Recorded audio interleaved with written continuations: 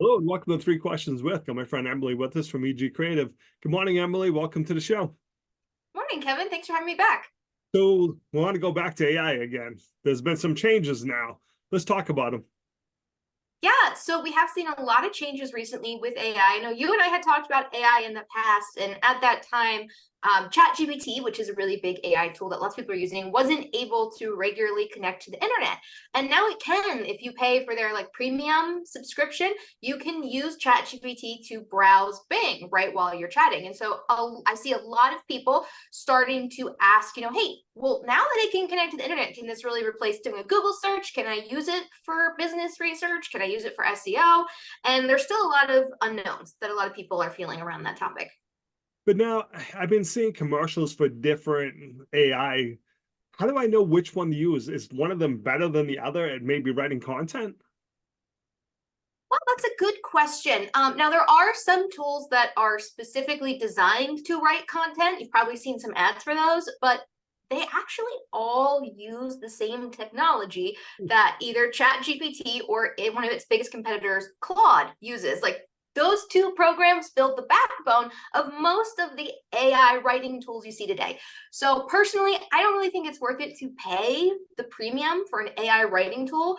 I would just try to use, if you really want to try and do AI writing, I would just use ChatGPT or Claude. Pay for one of them, give it a try. You're going to get similar results. Now, that said, it's not good for all kinds of writing. It still tends to fall off a cliff, we'll say, when you try to write something long. And there's a reason for that. It's based around probability and how many different variations something can have, but then we get into math. But there is true math behind it that lets you know why it can't write long form stuff, but you can explore using it for really short form things like an email or maybe the summary for one of your YouTube videos. I've tried it for that before. Now, how about can it help me determine what keywords I should be focusing on? Very good question.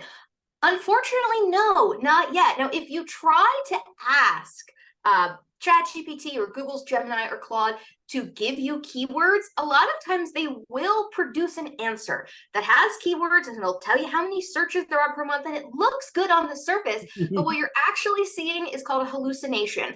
And that is where the AI tool is just making something up. I have tried this many times, asking different AI tools to give me help me with keyword research, give me some information about how popular different terms are, and they are always wrong. I go and I check these keywords against paid SEO tools that I use. They're wrong, and not by a little bit. I'm talking by tens, if not hundreds of thousands of searches a month wrong in the estimations they're giving. So while you could try using ChatGPT to maybe write headlines for your SEO blog posts, or like I said, emails, you still are going to either need to do your own keyword research using Google or work with someone who can give you a report of keywords.